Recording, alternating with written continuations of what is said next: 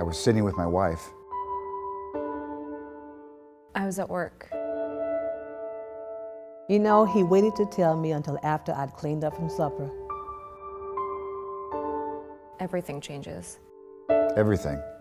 Everything changes when you hear it's cancer. He said the doctor said it was throat cancer. Was I surprised?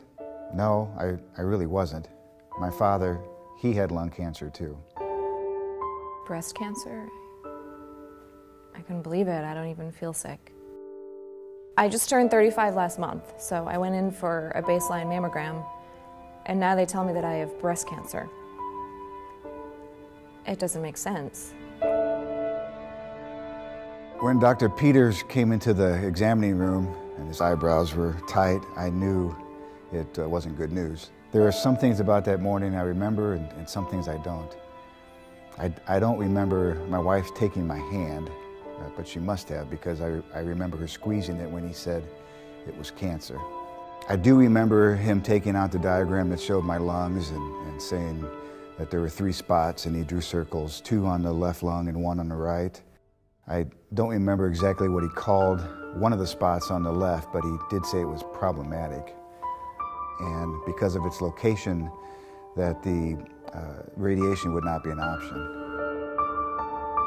I remember my wife asking a question about the thoracic surgeon, but I don't remember her taking a bunch of Kleenex from the examining room, but she must have, because when we got to the car, she had them, and that's when she started to cry.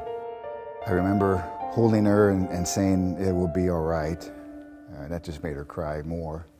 I don't remember how long we sat in the parking lot. I remember thinking that I must get back to work, and there was just this big pile of Kleenex in my wife's purse. Work. It's funny, after all this, I was still thinking about work. George had been complaining about his throat hurting, which should have told me something, because he never complains. So I told him to go see the doctor, but George hates going to the doctor. And about a week or 2 after that, his voice started to change. It got all gruff sounding. So finally he went. I didn't know. He saw all these doctors and took all these tests and never said a word until tonight. And now he says he doesn't want to tell the girls until we know more. People to tell? No. Single, no kids, so there's no one really. My mom? Yeah. Telling her is not going to go well.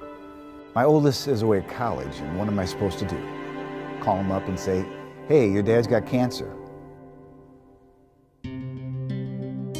They said that they would call sometime in the afternoon, so I told my boss that I had to leave early. But you know how it goes, you know. There's always one more thing, and the next thing I know, it's 2 p.m. and I'm still at my desk, so. Just as I grab my purse to leave, the phone rings. Not thinking I answer it. It was the nurse. She said, I have your biopsy results. Do you want them now? And it's like there's this voice, this screaming inside my head. No, I don't want them now. I'm in a sea full of cubicles, and my boss is 10 feet away, and you want to know if I'm ready to hear whether or not I have cancer? But you know, the waiting was excruciating. I just wanted to get it over with. I just needed to know. So I said, go ahead. And she did. She said some mumbo jumbo and then said she was transferring my call. And, you know, so I could set up my appointment. And then I was on hold. And for some reason, I hung up. I just sat there. And then my boss walked in and leaned on my desk. Yeah, because that's what I wanted. My boss seeing me wig out.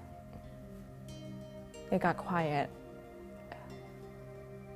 And I just blurted it out. I have cancer. It got quiet. We talked for a couple of minutes. She asked me if I was okay or if she wanted me to call anyone to give me a ride. I told her I was fine. What a stupid thing to say. I just found out that I had cancer, and I told her that I was fine. They say I may have to quit my job. They say I'll lose my hair. They say it might be on his vocal cords, that he might lose the ability to talk. But what if it's hard for him to breathe or swallow? I'm scared. I'm scared. I'm so scared. I'm scared that I won't be able to take care of myself. I'm scared my body will not be the same. I'm scared it might be too much. I'm scared I'll be weak for my sons. And what if my insurance doesn't cover it? What'll I do without it? I guess this decides it. I'll never have kids. I'm scared I won't be able to love my wife the way I want to. I'm scared of being alone. I'm not going to let this be a problem in my life. I guess cancer is like anything else. Whatever today brings, I'll deal with it. Tomorrow, I'll deal with tomorrow.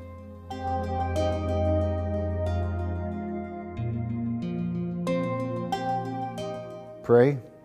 I've had so much to deal with, I haven't even thought of praying. Other than church on Christmas, with Mom, I haven't prayed in years. I've prayed harder in the last day and a half than I ever have in my life. I don't know what's coming, but I know Jesus is here. One way or another, it'll be all right.